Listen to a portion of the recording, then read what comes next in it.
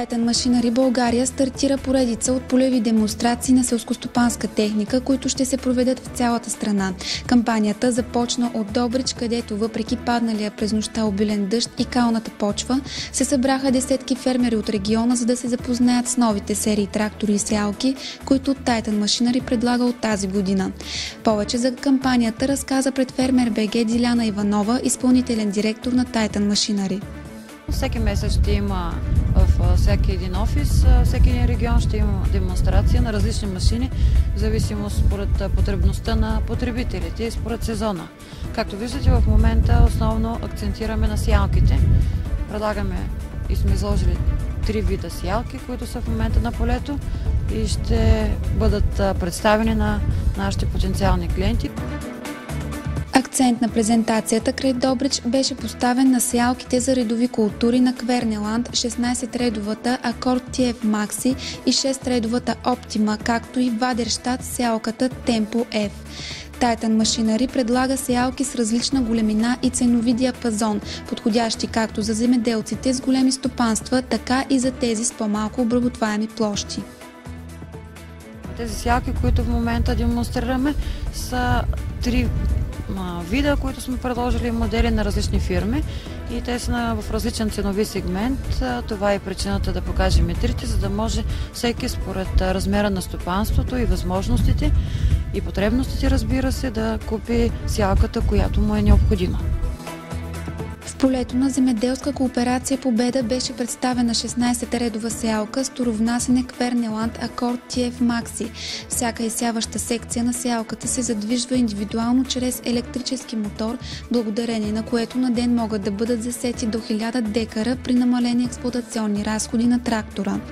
Сеялката беше агрегатирана към трактор Case IH Magnum 340, собственост на кооперацията в село Победа. Впечатленията си от работата с този трактор сподели председателят на кооперацията Георги Маринов. Този новият трактор, който го вземахме, разходът на гориво падна от 700 на 500 грама и 200 грама на декар. Не са малко на хилядите декари, които обработваме, защото при нас се правят по 2-3 обработки, преди да почнем да представим как се идва. По-бързо се върши работата. За мен, въпреки че са скъпи, но то е инвестиция, която се плаща с разход на гориво. Знаете, че едно от най-скъпото е горивото. Оттам торови, препарати, резервни части и така нататък.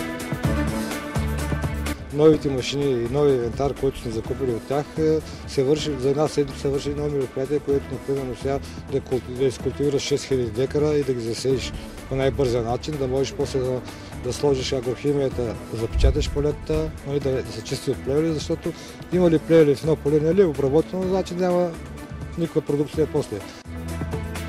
За фермерите с по-малки по размер стопанства беше представена 6-редовата сеялка Tempo F от Вадерщат, която поставя нов стандарт в сеитбата на окопни култури при висока скорост. Сеялката беше агрегатирана към трактор Case Maxum.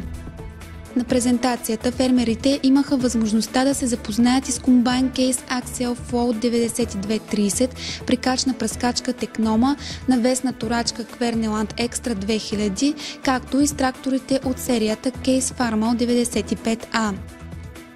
Всеки фермер, сключил сделка с Titan Machinery по време на демонстрациите, ще има възможност да спечели участие в Nobel Day, организиран от Вадерщат в Швеция.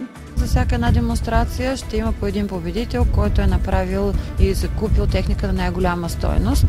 Така че този месец ще има 6 сигурни участници в Nobel Day, освен всички останали, които са изявили желание самостоятелно, са планирали да дойдат с нас.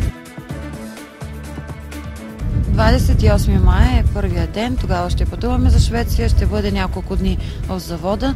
Там има изключително интересни игри, също обучения, посещава се кариерата, вижда се как машините на Вадерщат сечат камъни, което не може да се види на друго место. И след това имаме малко така опознавателна програма, туристическа тип в Стокхолм. Сигурна съм, че всички, които ще бъдат с нас, ще бъдат доволни и пътуването ще бъде полезно за тях. Полевите демонстрации на Titan Machinery продължават. До края на седмицата, в четвъртък в Стара Загора, в петък в Плевен, следващата седмица в Русе, Бургас и Монтана, съответно вторник, четвъртък и петък.